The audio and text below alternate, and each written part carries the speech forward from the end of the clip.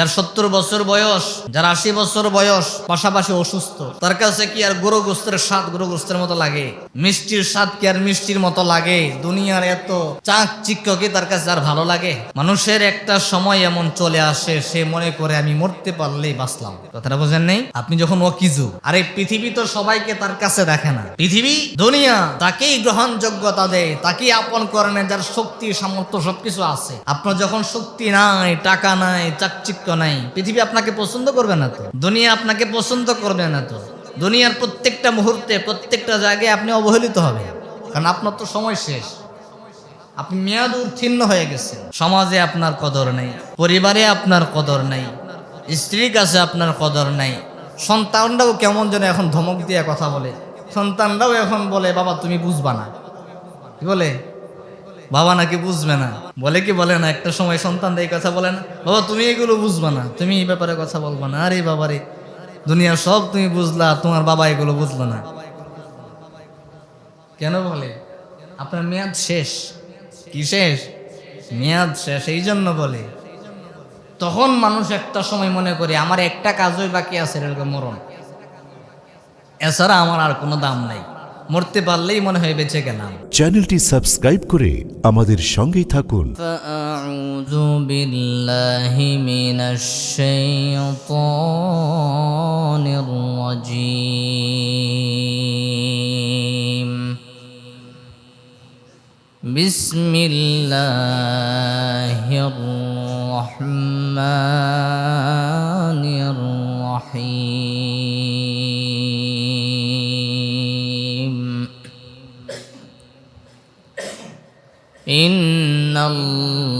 ইন্নাল্লাহা ওয়া মালাইকাতাহু ইউসাল্লুনা আলান নাবী ইয়া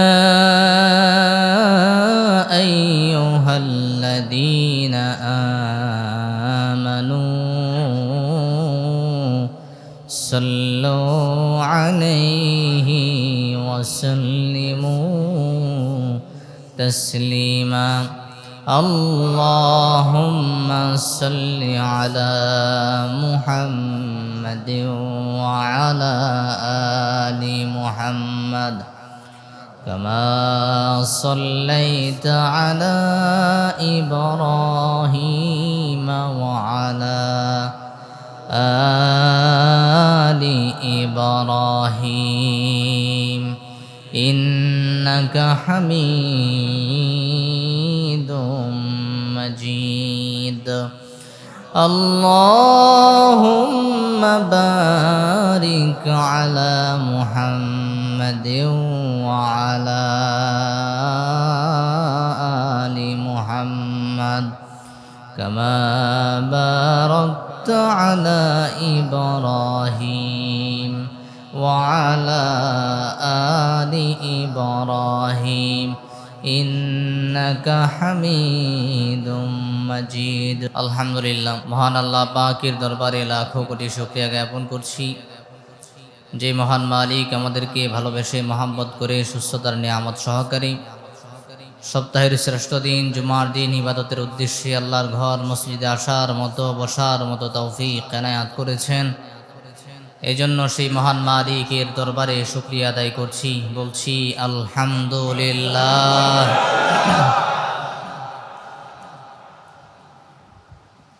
রব্বুল আলামিনের অশেষ রহমত ও নিয়ামত আল্লাহ তাআলা আমাদেরকে ইবাদতের সুযোগ করে দিয়েছেন। কত মানুষ সুস্থ আছে, সময় আছে, শয়তানের ধোকায় পড়ে গিয়ে, নফসের ধোকায় পড়ে গিয়ে ইবাদতের তৌফিক লাভ করতে পারছে না। এই জন্যে ইবাদতের তৌফিক লাভ করতে পারা এটাও আল্লাহর পক্ষ থেকে অনেক বড় এক নিয়ামত। কারণ বান্দা যাকে রব তার ওই বান্দাকে ভালোবাসে যাকে আল্লাহ তাআলা ইবাদতের তৌফিক দেন। কারণ ইবাদত চাইলেই কি করা যায়? কত মানুষ বছরের পর বছর চলে যায়, সে এক ওয়াক্ত নামাজ পড়ে না, কিন্তু এতে তার কোনো ধরনের পেরেশানি নাই, চিন্তা নাই, সে আপনার চাইতে খুব ভালো চলছে। আবার আপনাদের মধ্য থেকেও অনেক এমন আছে এক ওয়াক্ত ছুটে গেলেই অন্তরের মধ্যে পেরেশানি কাজ করতে থাকে। শুধু ওয়াক্ত না, ইমাম সাহেব নামাজে দাঁড়ায় গেছে, জামাতটা কি ছুটে গেল কিনা, অনেকেরই এটাই টেনশন কাজ করতে থাকে, ঠিক কিনা বলেন? তাহলে যার ভিতরে নামাজের টেনশন কাজ করে, জামাত ছুটে গেলে টেনশন কাজ করে, এই মুমিন আর যে বছরে একদিনও নামাজ পড়ে না আর ওই মুমিন, দুইজনের কি সম্মান আল্লাহর কাছে এক সমান? অবশ্যই তফাৎ আছে না নাই? আল্লাহ আমাদেরকে ভালোবাসেন, মোহাব্বত করেন, এই জন্যই আল্লাহ আমাদেরকে ইবাদতের তৌফিক দান করেছেন। আর রাসূল সাল্লাল্লাহু আলাইহি ওয়াসাল্লাম বলছেন, আল্লাহ তো ইবাদতের কথা বলছেন ঠিক আছে, কিন্তু আমার ইবাদত কবুল হচ্ছে কি না এটা বুঝবো কি করে? এটা বোঝার আলামত হলো একটা ইবাদতের পরে আরেকটা ইবাদত করতে পারা মানেই পূর্বের ইবাদতটা আল্লাহ তাআলার কাছে কবুল হয়েছে। তো কোনো বান্দা যদি ফজর পড়তে পারে, ফজরের পরে আবার জোহরও পড়তে পারে, তার সেই তৌফিক লাভ হয়, তাহলে বোঝা যায় তার ফজর আল্লাহর কাছে কবুল হয়েছে। যদিও আল্লাহ তাআলার কাছে কবুল হওয়ার মতো যোগ্যতা সম্পন্ন নামাজ আমরা পড়তে পারি না, ওই মানের ওই শানের নামাজ আমাদের হয় না, ইবাদত হয় না, তারপরেও আল্লাহ কোনোভাবে যোগ্যতা সম্পন্ন করে মানিয়ে নেয়। সব ছাত্র কি আর পাশ করে? কেউ 33 পায়, আবার কেউ 90 পায়, ঠিক কিনা বলে? কাউকে আল্লাহ তাআলা মানায় নেন যে চেষ্টা করছে আমার বান্দা। আস-সা'য়ু মিন্নি ওয়াল ইতমামু মিনাল্লাহ। বান্দার কাজ হলো চেষ্টা করা, পূর্ণতা দিবেন কে? আল্লাহ আমাদেরকে হুকুম করেছেন, বান্দার কাজ হলো সামি'না ওয়া আতা'না। আল্লাহর হুকুম শুনেছি আর ইতাআত করা শুরু করে দিয়েছি, পরে কি হবে এটা আল্লাহর ফয়সালা। তো একটা ইবাদতের পরে আরেকটা ইবাদত করতে পারার নাম পূর্বের ইবাদতটা আল্লাহ তাআলার কাছে কবুল হয়েছে, এবং আল্লাহ তার ওই গোলামকে ভালোবাসেন, যার কারণে দ্বিতীয়বার আল্লাহ তাআলা তার থেকে ইবাদত নিচ্ছেন। সুবহানাল্লাহ। প্রিয় হাজরিন, আজকে আমরা এমন কয়েকটি বিষয় নিয়ে আলোচনা করব, এমন কয়েকটি আলামত নিয়ে আলোচনা করব, এমন কিছু আমল নিয়ে আলোচনা করব যে আমলগুলো আল্লাহর যে বান্দার মাঝে মওজুদ থাকবে সে বিনা হিসাব আল্লাহ জান্নাতে প্রবেশ করবে। এমন 6 শ্রেণীর মানুষ যারা বিনা হিসাবে আল্লাহর জান্নাতে যাবে। কয় শ্রেণীর মানুষ? 6 শ্রেণীর মানুষ। আমরা এক এক করে 6টা কথা শুনবো ইনশাআল্লাহ। এই 6টার মধ্যে কিছু অর্জনীয় আছে, কিছু বর্জনীয় আছে, কিছু আমলীয় আছে। সবগুলি আমরা আমল করার চেষ্টা করব ইনশাআল্লাহ। প্রিয় হাজরিন, আপনি সারা জীবন বালেগ হওয়ার পর থেকে সাহারাতের আগ পর্যন্ত ভালো কাজ করলেন, ভালো মন্দ সমন্বয়ে আপনি আপনার জীবন পার করলেন। বছরের শুরু থেকে একবারে জানুয়ারি থেকে আপনি নভেম্বর পর্যন্ত ভালো করে ছাত্র পড়াশোনা করলো, ডিসেম্বরে পরীক্ষার খাতায় লিখতে পারলো না, তাহলে কি সে সফল হতে পারবে? পরীক্ষায় উত্তীর্ণ হতে পারবে? আপনি বালেগ হওয়ার পর থেকে ভালো মন্দ সব কিছু সমন্বয় করে সাখারাত পর্যন্ত গেলেন, কিন্তু আখের শেষ সময় আপনার কালিমা নসিব হলো না, আল্লাহর আদালতে আপনি মুমিন হিসাবে সাব্যস্ত হবেন না। এই জন্য বাংলায় একটা প্রবাদ আছে, শেষ ভালো যার সব ভালো তার। হাদিসে রাসূল সাল্লাল্লাহু আলাইহি ওয়াসাল্লাম 1 নাম্বার বলছেন, ওই ব্যক্তি জান্নাতি, বিনা হিসাব জান্নাতে যাবে। মান আখিরি কালামিহি লা ইলাহা ইল্লাল্লাহ ফাদাখালাল জান্নাহ। যার শেষ কালাম হবে, যার শেষ কথা হবে লা ইলাহা ইল্লাল্লাহ, সে আল্লাহর জান্নাতে প্রবেশ করবে। আর শেষ মুহূর্তটা এমন একটা মুহূর্ত যেটা আপনার হায়াতের, আপনার জীবনের সবচাইতে গুরুত্বপূর্ণ সময়। যখন শয়তান তার জান প্রাণ দিয়ে সর্বোচ্চ উজাড় করে দিয়ে আপনাকে ধোঁকা দেবে। কথাটা বুঝেন নেই? কারণ আপনার হায়াত শেষ, শয়তানের অসময় শেষ আপনার পিছনে শ্রম দেওয়া। তখন সে তার সর্বোচ্চ শ্রমটা দিবে যে আমার সারা জীবনের শ্রমটা যেন বৃথা না যায়। কিভাবে শেষ সময় তাকে ধোঁকা দেওয়া যায়,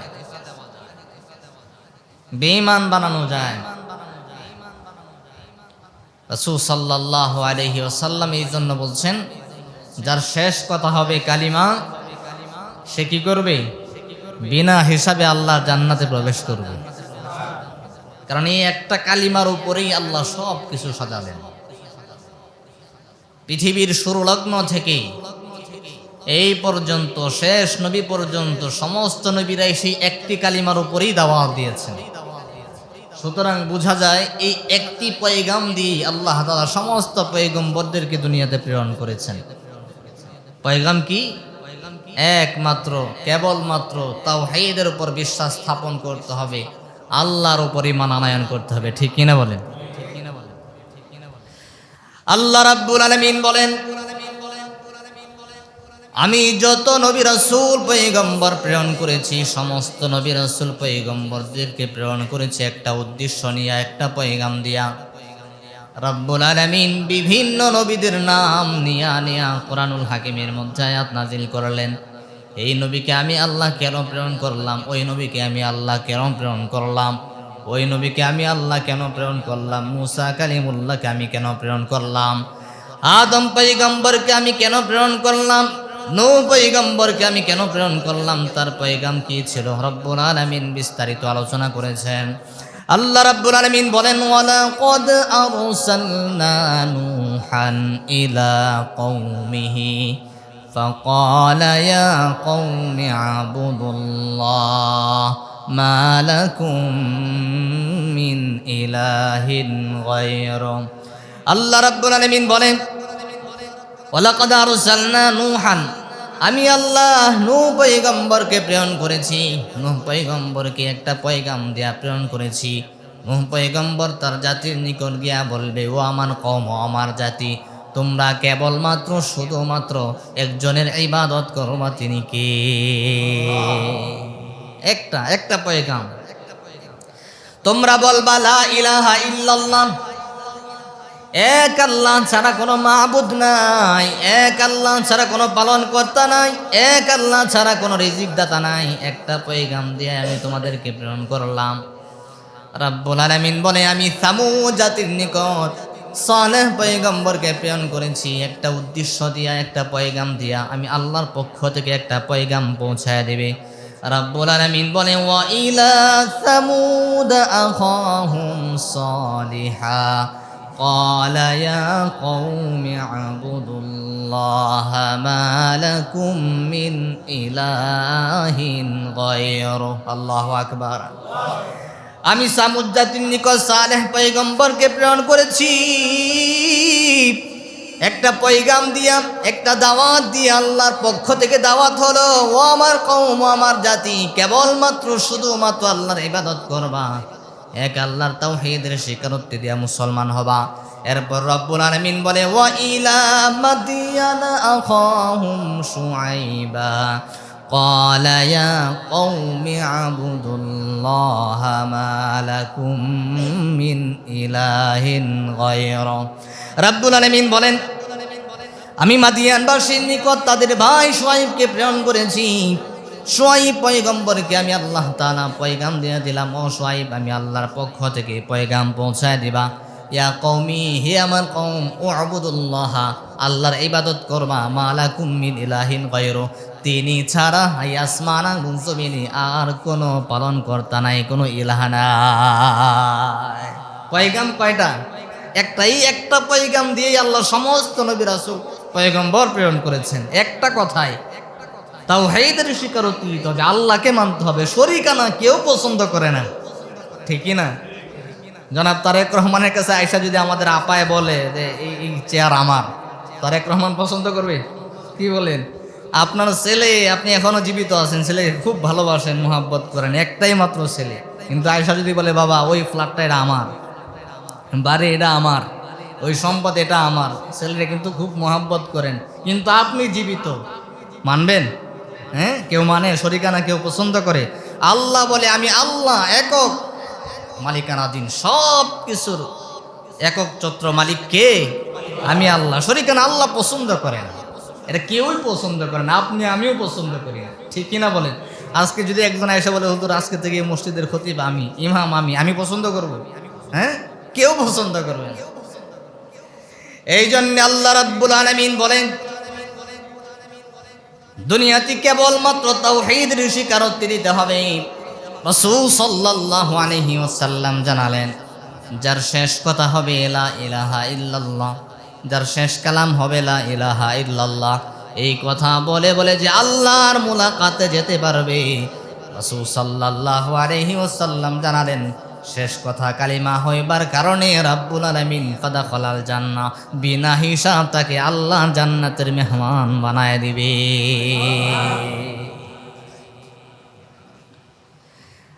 হযরতে মূসা কালিমুল্লাহ, যাকে কালিমুল্লাহ বলা হয়, তিনি আল্লাহর সঙ্গে বেশি বেশি কথা বলতেন, যার কারণে তাকে কালিমুল্লাহ উপাধি দেওয়া হয়েছিল। তুর পাহাড়ে গিয়ে রাব্বুল আলামিনকে প্রশ্ন করলেন, আল্লাহ ও আল্লাহ, আপনি তো আপনার কত বান্দাদেরকে ভালোবাসেন, মুহাব্বত করেন, কত বান্দার সাথে আপনার গোপন সম্পর্ক আছে, কত নবীর সাথে আপনার গোপন সম্পর্ক আছে।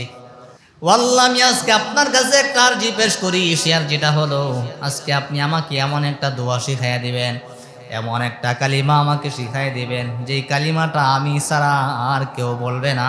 আমি আপনাকে গোপন সূত্রে এই কালিমা দিয়া ডাকবো, এই কালিমা দিয়ে আপনার সঙ্গে কথা বলবো। এটা গোপন রাজ, প্রেমিক প্রেমিকা গোপন সংকেত দিয়ে কথা বলে।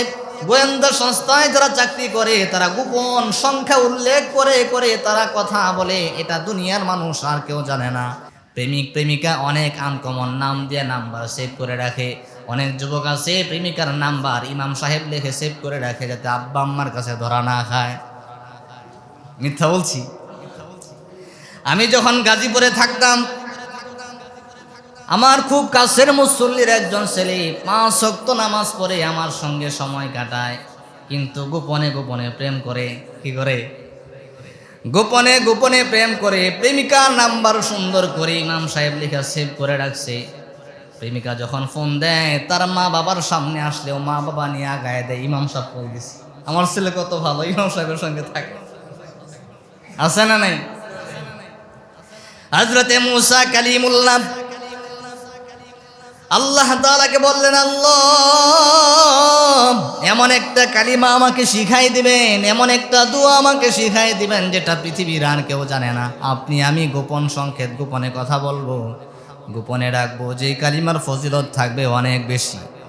আল্লাহ রাব্বুল আলামিন হযরতে মূসা কালিমুল্লাহকে বলে, মূসা তুমি বেশি বেশি বলবা লা ইলাহা ইল্লাল্লাহ, লা ইলাহা ইল্লাল্লাহ, লা ইলাহা।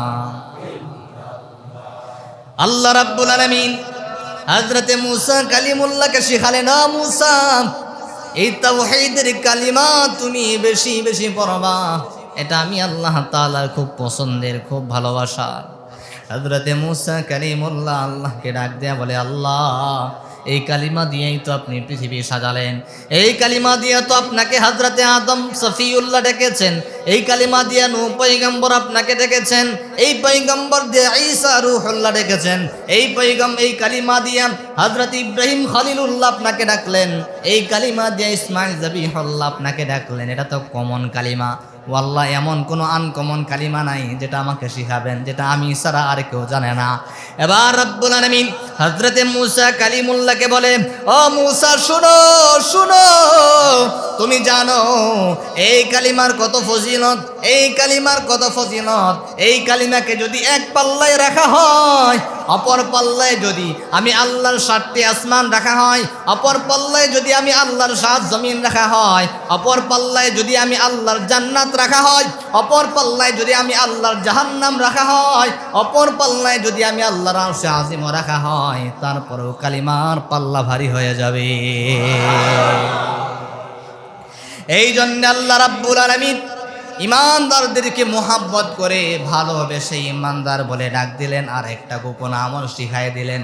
আল্লাহ রাব্বুল আলামিন বলেন, ইয়া আইয়ুহাল্লাযীনা আমানু যকুরুল্লাহা যিকরান কাসীরা। ইমানদারদেরকে আল্লাহ রাব্বুল আলামিন বলেন, ও দুনিয়ার ইমানদাররা, উযকুরুল্লাহ, বেশি বেশি আল্লাহ নামের জিকির করো, যিকরান কাসীরা, বেশি বেশি জিকির করবা। আর সবচাইতে জিকিরের উত্তম কালিমা হলো লা ইলাহা ইল্লাল্লাহ। সুবহানাল্লাহ। এবার হযরতে মূসা কালিমুল্লাহ সন্তুষ্ট হয়ে গেলেন। যেহেতু রব্বুল আলামিনকে এই কালিমা দিয়া ডাকলে আল্লাহ তাআলা খুশি হন, তিনি বেশি বেশি জিকির করতেন। আমার নবী, আপনার নবী, দু জাহানের বাদশা নবী রাহমাতুল লিল আলামিন বেশি বেশি জিকির করতেন। এই জন্য রাসূল সাল্লাল্লাহু আলাইহি ওয়াসাল্লাম বলছেন, কেন আল্লাহ তাআলার কাছে বেশি পছন্দের, কেন আল্লাহ তাআলার কাছে বেশি ফজিলতের, কেন আরশে আযীমের চাইতেও দামি, কেন আসমান জমিনের চাইতেও দামি? কারণ দুনিয়াতে যখন তোমার হায়াত থাকবে, সময় থাকবে, সব সময় তুমি যখন আল্লাহর নামের কালিমা নামের জিকির করতে থাকবা, তোমার শেষ কালিমা অটোমেটিকলি এটা জবান দেয়া বের হয়ে যাবে। দেখবেন আপনি যদি হঠাৎ করে উষ্টা খান, হঠাৎ করে আপনার সামনে একটা ভয়ঙ্কর কিছু ভেসে ওঠে, কেউ বলে ও মামা, ও মা গো, ও বাবা গো, আবার কেউ বলে ইন্না লিল্লাহ, ঠিক কি না? দুইজনেই কিন্তু ভয় পেয়ে বলল, কেউ বলে ইন্না লিল্লাহ, কেউ বলে ও আল্লাহ, কেউ বলে ও মা গো, ও বাবা গো। পার্থক্য আছে না নাই? যখন আপনি সারা জীবন কালিমার তালকিন করতে থাকবেন, কালিমার জিকির করতে থাকবেন, আপনার জবানের মধ্যে লেগেই থাকবে লা ইলাহা ইল্লাল্লাহ, শেষ সময় শয়তান আপনাকে ধোঁকা দিতে আসবে। আর আপনি যখন জবান দিয়ে আল্লাহর নামের জিকির করতে থাকবেন, জিকিরের এই মজলিসে আল্লাহ রাব্বুল আলামিন আসমান থেকে রহমতের ফেরেশতা নাজিল করে দিবেন। আর ফেরেশতা যেখানে উপস্থিত থাকবে সেখানে শয়তানের কোনো স্থান নাই। বুঝতে পেরেছেন? যেখানে ফেরেশতা থাকবে এখানে শয়তানের জায়গা আছে, তো শয়তান তো আসতেই পারবে না, ধোঁকা দিবে কিভাবে? প্রিয় হাজরিন, এই জন্য বিনা হিসাবে জান্নাতে যাওয়ার এক নাম্বার আমল হলো, এক নাম্বার কাজ হলো যে শেষ কথা বলবে লা ইলাহা ইল্লাল্লাহ। আর এই শেষ কথা লা ইলাহা ইল্লাল্লাহ বানানোর জন্য এখন থেকে লা ইলাহা ইল্লাল্লাহর আমল করবার দরকার আছে না নাই? এটা তো আমরা সবাই পারি। আপনি ব্যবসা করেন, আপনি কাজ করেন, চাকরি করেন, আপনার হাত কাজ করছে, কিন্তু আপনার জবান অবসর আছে, জবান দিয়ে আপনি কালিমার জিকির করতে থাকেন, লা ইলাহা ইল্লাল্লাহ, লা ইলাহা ইল্লাল্লাহ, লা ইলাহা ইল্লাল্লাহ। এই কালিমার মধ্যে মধু আছে না নাই? একটা গান একবার শুনলে, দুইবার শুনলে ভালো লাগে, তিনবার শুনলে ভালো লাগে, চারবার আর ভালো লাগে না। কিন্তু আল্লাহর নামের কালিমা সেই ছোটকাল থেকে শুনিয়ে আসছেন, মক্তবে যাওয়া থেকে আপনাকে পড়ানো হলো কালিমাতুত তাইয়্যিবা লা ইলাহা ইল্লাল্লাহ। আপনি সব সময় কালিমার জিকির শোনেন, সব সময় কালিমার কথা শোনেন, কিন্তু আজও পর্যন্ত কি এই জিকিরের মধ্যে বিরক্তির ভাব আসছে নাকি? হিকমা কার? আল্লাহ আল্লাহ ফয়সাল। প্রিয় হাজরিন, দুই নাম্বার হলো এমন একটি আমল যেটা করলে রব্বুল আলামিন আপনাকে বিনা হিসাবে আল্লাহ জান্নাতে প্রবেশ করাবে। দুই নাম্বার আমল হলো আল্লাহর কোন বান্দা যদি প্রতিদিন ইশার সালাতের পরে ঘুমাতে যাওয়ার পূর্বে সূরাতুল মুলক তেলাওয়াত করে, রব্বুল আলামিন ওই মুলক তেলাওয়াতকারীকে বিনা হিসাব আল্লাহ জান্নাতে প্রবেশ করাবে। আল্লাহর হাবিব জনাবে মুহাম্মদুর রাসূলুল্লাহ সাল্লাল্লাহু আলাইহি ওয়াসাল্লাম জানালেন, কোরআনুল হাকিমের মধ্যে এমন একটি সূরা আছে যেই সূরার মধ্যে 30টি আয়াত রয়েছে। ইন্না সূরাতাম মিনাল কোরআনি 30 আয়া। রাসূলুল্লাহ জানালেন, কোরআনুল হাকিমের মধ্যে এমন একটি সূরা আছে যেই সূরার মধ্যে 30টি আয়াত রয়েছে।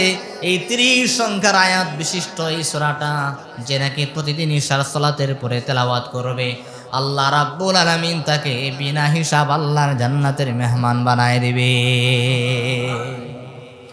রাসূল সাল্লাল্লাহু আলাইহি ওয়াসাল্লাম অন্য হাদিসের মধ্যে বলেন, যখন নাকি মাইয়াতকে কবরস্থ করা হয়, মাইয়াতকে কবরস্থ করার পরে যে নাকি প্রতিদিন ঈশার সালাতের পরে ঘুমাতে যাওয়ার পূর্বে সূরাতুল মুলক তেলাওয়াত করতো, সূরাতুল মুলক একটা যুবকের ভেসে এসে আপনার কবরের মধ্যে উপস্থিত হয়ে যাবে। মুনকার নাকির ফেরেশতা আপনাকে প্রশ্ন করতে আসবে। মুনকার নাকির ফেরেশতা যদি আপনার মাথা বরাবর চলে আসে, সূরাতুল মুলক মাথা বরাবর চলে আসবে। তারা আপনাকে ঘুম থেকে জাগ্রত করার চেষ্টা করবে। সূরাতুল মুলক বলবে, সাবধান থেকে ঘুম থেকে জাগ্রত করা যাবে না, তোমার কি প্রয়োজন আমার সঙ্গে কথা বলো। মুনকার নাকির ফেরেশতা যখন তার পায়ের নিকট চলে যাবে, সূরাতুল মুলক আপনার পায়ের নিকট চলে যাবে, তাকে ঘুম থেকে জাগ্রত করা যাবে না, সে আরামের ঘুম ঘুমাচ্ছে, তোমার কি প্রয়োজন আমার কাছে বলো। মুনকার নাকির ফেরেশতা যখন ডান পাশে চলে আসবে, সূরাতুল মুলক আপনার ডান পাশে চলে যাবে, ওখানে গিয়েও বাধা দেবে। মুনকার নাকির ফেরেশতা বাম পাশে চলে যাবে, সূরাতুল মুলক বাম পাশে চলে যাবে। শেষ পর্যায়ে বাধ্য হয়ে মুনকার নাকির ফেরেশতা আল্লাহর কাছে বিচার দিবে, আল্লাহ, এই কে যুবক, যেই যুবক আপনার বান্দাকে প্রশ্ন করার সুযোগই দিচ্ছে না। এবার রাব্বুল আলামিন বলছে, দরকার নাই, দরকার নাই, আমার বান্দা আরামের ঘুমকে হারাম করে দিয়া সূরাতুল মুলক তেলাওয়াত করতো। এটা হলো সূরাতুল মুলক, তার সঙ্গে আমি আল্লাহর মুআমালাত হবে, তোমার প্রশ্নের কোনো প্রয়োজন না। সমস্ত প্রশ্নের জবাব সূরাতুল মুলক আল্লাহ তাআলার কাছে দিয়া দিবি। আল্লাহর হাবিব জনাবি মুহাম্মদুর রাসূলুল্লাহ সাল্লাল্লাহু আলাইহি ওয়াসাল্লাম বলে, সূরাতুল মুলক অন্য হাদিসের মধ্যে রাসূলুল্লাহ জানালেন, সে উকালতি করবে, আল্লাহর সঙ্গে উকালতি করবে, রাব্বুল আলামিনের সঙ্গে কথোপকথন করবে, ঝগড়া করবে। ও আল্লাহ, আপনার এই বান্দা আমাকে পাঠ করে দো, আপনার শানের কসম, আপনার ইজ্জতের কসম, আপনার জালালিয়াতের কসম, আমাকে যে পাঠ করে সে কখনো আল্লাহর জাহান্নামে যেতে পারে না। এটা আপনার কোরআনের অবমাননা হয়, সূরাতুল মুলকের অবমাননা হয়। আল্লাহর সঙ্গে কথোপকথন করতে করতে যতক্ষণ না পর্যন্ত ওই সূরাতুল মুলক পাঠকারীকে আল্লাহ জান্নাতে প্রবেশ করাতে না পারবে, ততক্ষণ পর্যন্ত সূরাতুল মুলক আপনার হাত ছাড়বে না। এটাই তো আসল বন্ধু। পৃথিবীর সবচেয়ে আপন মানুষটি, তার শের দর হলো আপনার ঘরের বারান্দা পর্যন্ত, আপনার উঠান পর্যন্ত, যার সাথে আপনি আপনার জীবনের 50 বছর কাটালেন, যে আপনার গোপন খবর জানে, প্রকাশ্যের খবর জানে, যাকে আপনি ভালোবাসেন, আপনার বিবি, আপনাকে যখন কবরস্থ করা হবে, সে আপনার কবরস্থান পর্যন্ত যাবে না, সে আপনার বাড়ির বারান্দা পর্যন্ত দাঁড়ায় থাকবে। সর্বোচ্চ গাছের আড়ালে গিয়া আপনার বাড়ির উঠান পর্যন্ত দেখবে, স্বামীকে শেষ বিদায় দেবে। আপনার সন্তান যদি থাকে, ছেলে সন্তান হয়তো বা, আপনার সেই লাশটা কাঁধে করে বহন করে নিয়ে কবরস্থ করবে, কিন্তু শেষ সময় আপনাকে মাটি চাপা দিয়া, পাড়া দিয়া দিয়া দিয়া দিয়া আপনাকে সেই কবরস্থ করে চলে আসবে। সন্তান যদি নেককার হয়, হয়তোবা মাঝে মধ্যেই আল্লাহর তাআলার কাছে নামাজ পড়ে দুটি হাত উত্তোলন করে বলবে, রাব্বিরহামহুমা কামা রাব্বায়ানি সগীরা। কিন্তু যদি সন্তান নেককার না হয়, সন্তানের কাছে যদি প্রাথমিক কোরআনের দ্বীনি ইলম না থাকে, জ্ঞান না থাকে, এমনও তো অনেক সন্তান আছে, বুবা শয়তান, বাবার লাশটাকে সামনে নিয়ে জানাজার নামাজের দোয়াটাও পর্যন্ত পড়তে পারে না। কথাটা মিথ্যা বলছি? সবচাইতে বড় প্রতারক, পৃথিবীর মধ্যে সবচাইতে বড় ধোঁকাবাজ হলো ওই সন্তান, যে সন্তান শেষ সময় তার বাবার সঙ্গে ধোঁকাবাজি করে, তার বাবার লাশটাকে সামনে নিয়ে বুবার মতো দাঁড়ায় থাকে, বাবাকে শেষ সময় কোন দোয়া বলে বিদায় দিতে হবে সেটাও সে জানে না। কার জন্য কি রাখলেন? ওই সন্তান সবচাইতে বড় প্রতারক, সবচাইতে বড় ধোঁকাবাজ। যে বাবা তার জন্য সবকিছু উজাড় করে দিয়া সবকিছু রেখে গেল, শেষ সময় ইমাম সাহেব, সমস্ত মুসল্লিরা জানাজার নামাজের দোয়া পড়লো, ওই সন্তান বোবা হয়ে দাঁড়ায় থাকে, কি পড়বে সে সেটা জানেন। অভিনয় করতেছে যে বাবার জন্য জানাজার নামাজে দোয়া করতেছে। কিন্তু সন্তান যদি নেককার হয়, ওই সন্তান মাঝে মধ্যে আপনার ব্যাপারে আল্লাহ তাআলার কাছে কান্নাকাটি করবি, আল্লাহ তাআলার কাছে দোয়া করবে। আর সন্তানের দোয়ার এমন পাওয়ার পৃথিবীর সমস্ত আলেম, পৃথিবীর সমস্ত বুজুর্গকে যদি এক পাল্লায় রাখা হয়, এক পাশে আপনার জন্য দোয়া করা হয়, তারা দোয়া করলে যে আবেগটা না আসবে, আপনার একমাত্র সন্তান যে কলম কিছুই জানে না, কিন্তু আপনি বাবার জন্য দোয়া করলে সবার চাইতে আপনার সন্তানের দোয়াটা আবেগপূর্ণ হবে। আমার দোয়া আর আপনার সন্তানের দোয়া কি এক হবে? আমি তো দোয়া করব দায়বদ্ধতার কারণে। আমি ইমাম, দোয়া না করলে আপনি অসন্তুষ্ট হবেন। আমি ইমাম, দোয়া না করলে মানুষ আমাকে কি বলবে? আপনি দোয়া চাইছেন, দোয়া করলাম না, আমার এটা দায়বদ্ধতা, এটা আমার কাজ। কিন্তু আপনি সন্তান, যদি আপনি আল্লাহ তাআলার কাছে আপনার বাবার জন্য দোয়া করেন, আমার মতো হাজারটা ইমামের চাইতে আপনার দোয়ার কদর আল্লাহ তাআলার কাছে অনেক বেশি। বাবার হকে সন্তানের দোয়া, সন্তানের হকে বাবার দোয়া, দুজনের মাঝে এই দোয়া এবং আল্লাহর মাঝখানে কোনো হেজাব থাকে না। সন্তান যখন আল্লাহ তাআলার কাছে বাবার জন্য দোয়া করে, আল্লাহ রাব্বির হামহুমা কামা রাব্বায়ানি সগীরা, আর এই দোয়াটা তো পৃথিবীর কোনো মানুষের বানানো দোয়া না, বরং আল্লাহর শেখানো দোয়া। আল্লাহ এটা পছন্দ করেন। এভাবে বললে আমি বাবা আমার জীবনের গুনাহ মাফ করব।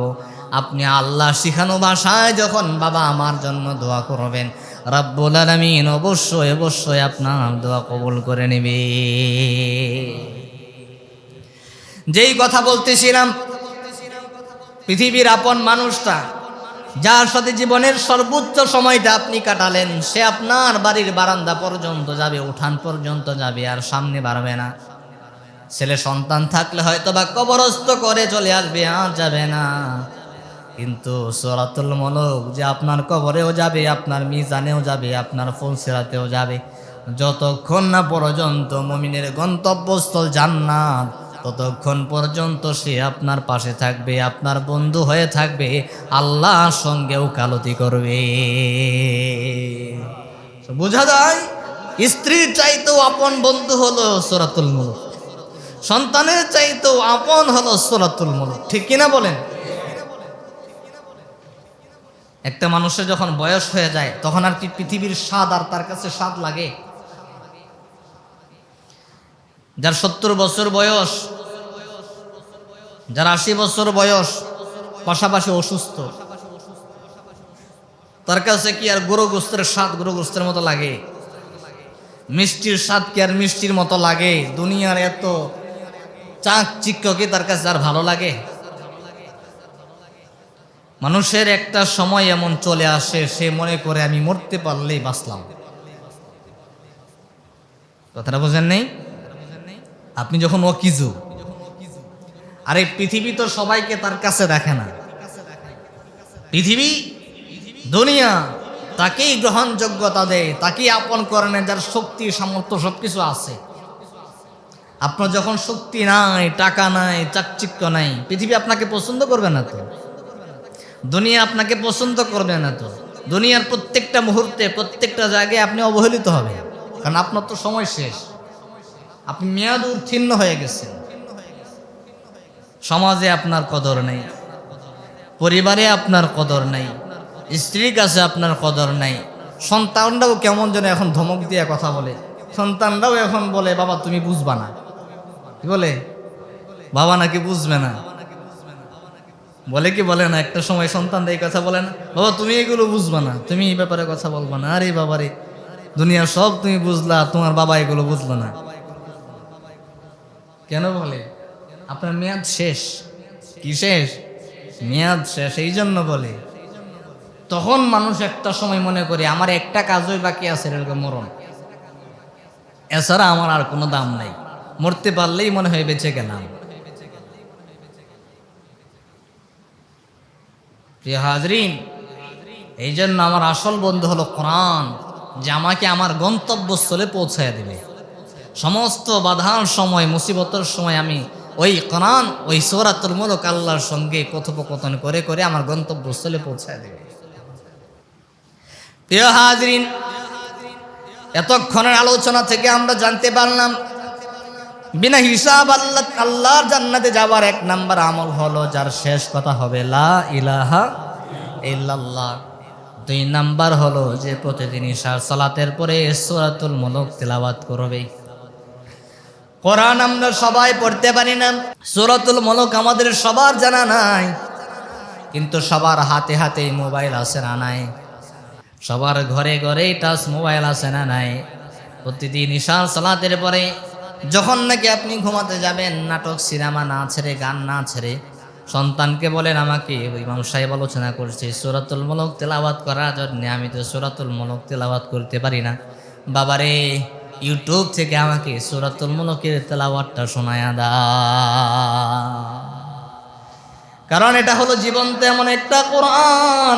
কোরআনের একটা মুআজিজা হলো আপনি কোরআনকে পড়বেন আপনার সওয়াব হবে, কোরআনকে শুনবেন আপনার সমান সওয়াব হবে, কোরআনকে ধরবেন আপনার সমান সওয়াব হবে, কোরআনকে দেখবেন আপনার সওয়াব হবে। কোরআন পড়তে পারেন না, জানেন না, আপনি শুধু কোরআনকে দেখলেন, ভালোবাসলেন, কোরআন পড়লে যে সওয়াব হবে, কোরআনকে ভালোবাসলে সমান সওয়াব দিবেন কি? কিন্তু এটা তো মাখলুক না, আল কোরআন গায়রু মাখলুকিন, এটা আল্লাহর সৃষ্টি না, এটা সরাসরি আল্লাহর কালাম, আল্লাহর কথা। সুবহানাল্লাহ বলে।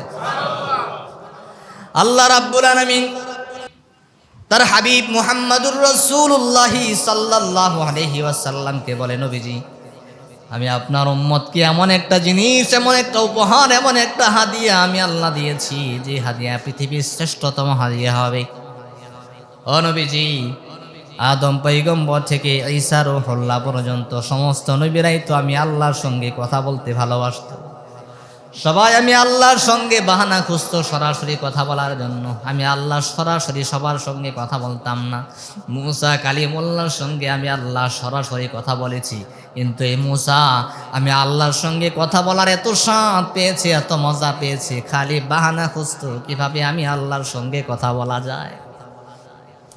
তুর পাহাড়ে চলে যাইতো, খালি বাহানা খুঁজতো কিভাবে আল্লাহর সঙ্গে লম্বা সময় কথা বলা যায়। আল্লাহ প্রশ্ন করলেন, ও মুসা তোমার হাতে কি? আল্লাহ শুধু একটা প্রশ্ন করলেন, মুসা তোমার হাতে কি? মুসা আলাইহিস সালাতু ওয়াস সালাম যদি শুধু বলতেন কালা হিয়া আসা, এটা লাঠি, তার প্রশ্নের জবাব কিন্তু হয়ে গেছে, কিন্তু মুসা একটা কথা বলে নাই। হযরতে মুসা শুধু এতটুকুন বললেন কালা হিয়া আসা, যদি এতটুকুন বলতো আল্লাহর প্রশ্নের জবাব হয়ে যাইতো, কিন্তু মুসা এটা লাঠি, এটা বলার পরে আরো বলা শুরু করলেন, আতাওয়াক্কাউ আলাইহা ওয়া আহুসু বিহা আলা গনামি ওয়ালিয়া ফিহা মাআরিবু উখরা। ও আল্লাহ, এটার নাম লাঠি, এটা দিয়ে আমি পাতা পারি, এটা দিয়ে আমি হাত ভর দিয়া যাই, এটা দিয়ে আমি বকরি চড়াই। সুবহানাল্লাহ। আল্লাহ কি আপনি কিছু জানেন না লাঠি দিয়ে কি করে? হ্যাঁ, এটা দিয়ে সে পাতা পারে, এটা দিয়ে সে বকরি চড়ায়, এটা দিয়ে সে হাঁটে, এত কিছু ভর দিয়া চলে, এত কিছু তো বলার দরকার নেই। প্রশ্ন তোর উত্তরে একটা কথা, এটা লাঠি। আল্লাহ বলতেছেন মুসা বাড়ায় কেন বলছে? তাতে সময়টা বাড়ে, আল্লাহর সঙ্গে বেশি কথা বলা যায়। সুবহানাল্লাহ।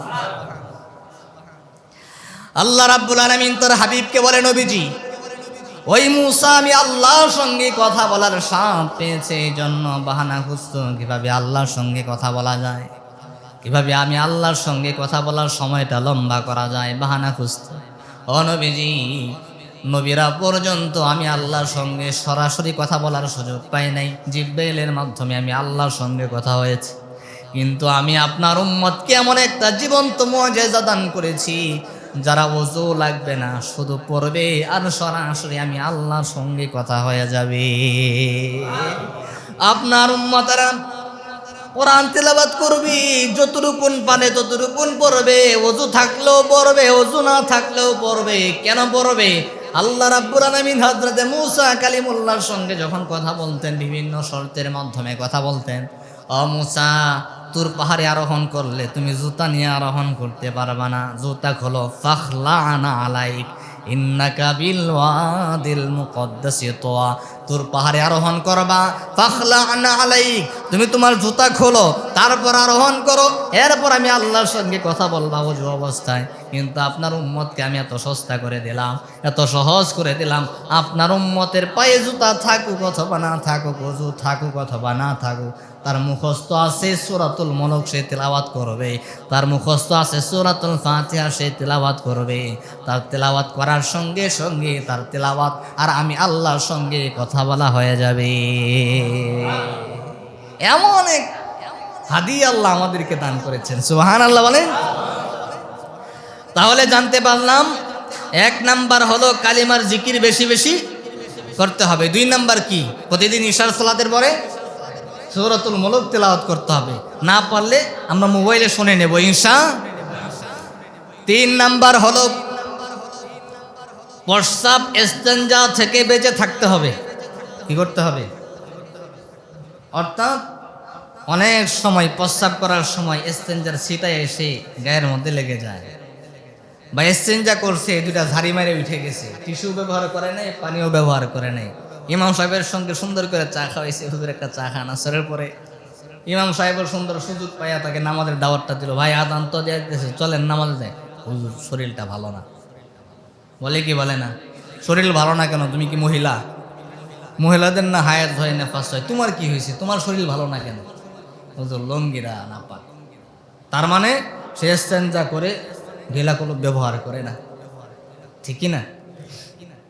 এবার আসেন নবীজি সাল্লাল্লাহু আলাইহি ওয়াসাল্লাম এই ব্যাপারে কি বলেন। আল্লাহর হাবিব সাল্লাল্লাহু আলাইহি ওয়াসাল্লাম জানালেন, কবরের মধ্যে 2 শ্রেণীর ব্যক্তিকে বেশি আযাব দেওয়া হয় 2টা কারণে। কয়টা কারণে? 2 শ্রেণীর ব্যক্তিদেরকে সবচাইতে বেশি কবরের আযাব দেওয়া হয়। 2 শ্রেণীর মানুষ, 2টা কারণে অধিকাংশ মানুষ জাহান্নামে যাবে। এর মধ্যে 1 নাম্বার হলো যে প্রস্রাবের নাপাকি থেকে বেঁচে থাকতো না। আল্লাহর হাবিব সাল্লাল্লাহু আলাইহি ওয়াসাল্লাম সাহাবায়ে আজমাইনদেরকে সঙ্গে করে নিয়ে সফরের মধ্যে বের হলেন। একটা কবরস্থানের পার দিয়ে যাচ্ছিলেন। রাসূল সাল্লাল্লাহু আলাইহি ওয়াসাল্লাম তার অন্তরচক্ষু খোলা ছিল। আল্লাহ রাব্বুল আলামিন অনেক সময় তাকে কবরের আযাব দেখাতেন। রাসূলুল্লাহ দেখতে পেলেন 2টা কবরের মধ্যে আগুন, 2টা কবরের মধ্যে আযাব হচ্ছে। নবীজি থমকে গেলেন। আল্লাহর হাবিব সাল্লাল্লাহু আলাইহি ওয়াসাল্লাম উপস্থিত সাহাবীদেরকে বললেন, ও আমার সাহাবীরা, আমি নবীজি যা দেখি তোমরা কি তা দেখতে পাও নাকি? সাহাবীরা উত্তর দিলেন, ইয়া রাসূলুল্লাহ, ইয়া হাবিবাল্লাহ, না, আমরা তো আপনি যা দেখেন তা দেখতে পাই না। এবার নবীজি বলেন, ওই যে 2টা কবর দেখা যায়, 2টা কবরের মধ্যে আযাব হচ্ছে। নবীজি সাল্লাল্লাহু আলাইহি ওয়াসাল্লাম এবার বললেন, ও আমার সাহাবীরা, তোমরা কি জানতে চাও না কি কোন কারণে এই 2টা কবরের মধ্যে আযাব হচ্ছে? সাহাবীরা প্রশ্ন করলেন, ইয়া রাসূলুল্লাহ, নাম ইয়া রাসূলুল্লাহ, অবশ্যই অবশ্যই আমরা জানতে চাই। এবার রাসূলুল্লাহ বললেন, একটা কবরের মধ্যে আযাব হচ্ছে সে তার প্রস্রাব ইস্তেঞ্জার ছিটা থেকে বেঁচে থাকতো না, না পাখি থেকে বেঁচে থাকতো না, এই কারণে তার কবরের মধ্যে আযাব দেওয়া হয়। 2 নাম্বার আরেকজন হলো যে তার আপন মুসলমান ভাইয়ের নামে গীবত করতো, এই জন্য তার কবরের মধ্যে আযাব দেওয়া হয়। 2টা কারণে কবরে অধিকাংশ মানুষ জাহান্নামের শাস্তি ভোগ করবে, কবরের শাস্তি ভোগ করবে। 1 নাম্বার হলো এই ছোট খাটো নাপাকি থেকে যে বেঁচে থাকতো না। কারণ পাক পবিত্র থাকা এটা শরীয়তে ইসলামের মধ্যে গুরুত্বপূর্ণ একটা বিষয়।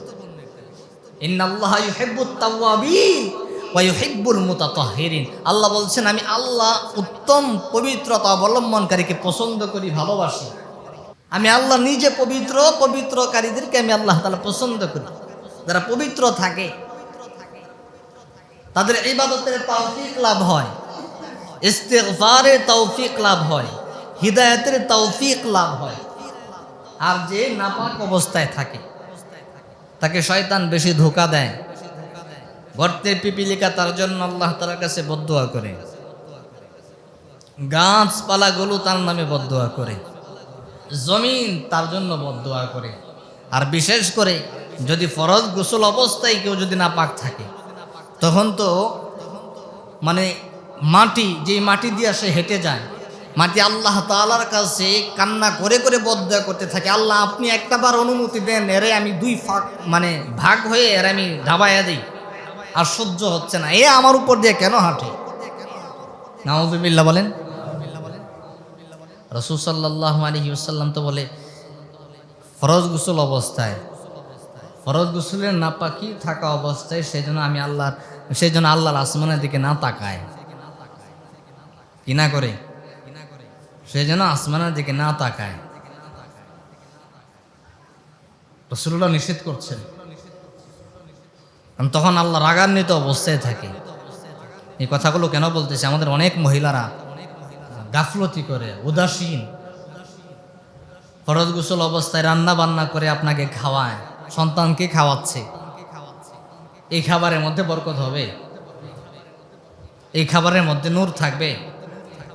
শয়তান, অধিকাংশ মহিলারা এখন জাদুটনায় আক্রান্ত, অধিকাংশ মহিলারা এখন বন্দা, অধিকাংশ মহিলাদের বিবাহ হচ্ছে না, অধিকাংশ মহিলাদের সংসারে শান্তি নেই, অস্থির অস্থির লাগে, এই সমস্যা ওই সমস্যা। কেন?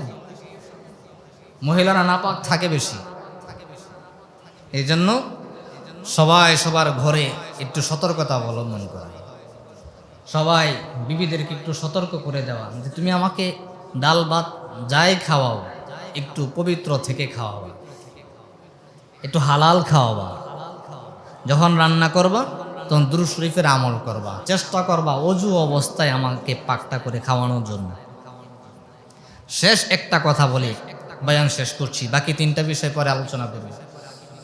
দারুল উলুম দেওবন্দের, দেওবন্দ একটা এলাকার নাম, ওখানে একজন লোক ছিল যিনি প্রতিদিন 6 টাকায় গরুর ঘাস বিক্রি করত। কি বিক্রি করত? গরুর ঘাস, কাঁচা ঘাস আছে না, গরুকে খাওয়াই আমরা কেটে। প্রচুর চাহিদা তার ঘাস কেনার, কিন্তু তিনি রেট বাড়ান না। 6 টাকায় সারা বছর তার রেট 6 টাকায়, কিন্তু অনেকেই সিরিয়াল দিয়েও পায় না। তিনি এই 6 টাকাকে প্রতিদিন কয়েক ভাগ করতেন, এক ভাগ তিনি সঞ্চয় রেখে দিতেন, আর এক ভাগ দান করতেন, আর এক ভাগ ইনভেস্ট করতেন। ওই যে একটা অংশ তিনি রেখে দিতেন, সঞ্চয় করতেন, এই একটা অংশ সারা বছর জমায়ে রেখে বছরের নির্দিষ্ট একটা দিনে দারুল উলুম দেওবন্দের সমস্ত শিক্ষকদেরকে, মুহাদ্দিসিনদেরকে দাওয়াত করে খাওয়াতেন। আর সারা বছর দারুল উলুম দেওবন্দের উস্তাদেরা অপেক্ষায় থাকতেন কবে তার বাসায় দাওয়াত খাবে। তিনি গরিব মানুষ, কিন্তু অপেক্ষায় থাকতেন তার বাসায় কেন দাওয়াত খাবে। একদিন কাসেম নানুতুবি রহমতুল্লাহ আলাইহিকে জিজ্ঞাসা করা হলো, আপনারা কেন অপেক্ষা করেন? তখন তিনি জবাব দেয়, তার টাকাটা এত হালাল, এত স্বচ্ছ যে তার বাড়িতে দাওয়াত খাওয়ার পরে আমরা ইবাদতের জন্য 40 দিন অন্তরের মধ্যে আমাদের অন্তরে নূর পয়দা হয়ে যায়। ইবাদত করলে মজা লাগে, গুনাহ করতে ভালো লাগে না। আপনি যখন হালাল খাবেন, আপনি যখন পবিত্র থাকবেন, আপনার ইবাদত করার জন্য অন্তরের মধ্যে নূর পয়দা হবে, আপনার ভালো কাজ করতে ভালো লাগবে, খারাপ কাজ করতে খারাপ লাগবে। এটা একটা উল্লেখযোগ্য একটা বিষয়। এই জন্য বিবিদেরকে সতর্ক করে দেওয়া যে আমি বাজার সদায় যাই করি, তুমি যাই করো না কেন, তোমার ইবাদত, তোমার সাথে মুআমালাত হবে আল্লাহ, তোমার হিসাব নিকাশ আল্লাহর সাথে। কিন্তু তুমি যেহেতু আমার তত্ত্বাবধানে থাকো, তোমার কাছে একটা আর্জি হলো, তুমি আমাকে যখন খাবারটা বেড়ে দিবা, তুমি যখন আমার জন্য, আমার সন্তানের জন্য পাক করবা, তুমি পবিত্র থাকা অবস্থায় পাক করবা, আর কোনোদিন ফরজ গোসল অবস্থায় তুমি বিলম্ব করবা না, সরাসরি দ্রুত গোসল করে ফেলবে। এই একটা বয়ান বাসায় আমরা সকলে করতে পারবো না ইনশাল্লাহ। দেখবেন সন্তান ভালো হবে, বিভিন্ন ধরনের রোগ মুসিবত থেকে আল্লাহ আপনাদেরকে হেফাজত করবে। যতটুকু আলোচনা করেছি প্রথমে আমাকে, অতঃপর আপনাদের সকলকে বুঝে এর উপর আমল করবার তৌফিক দান করুন। সকলে বলে আমিন।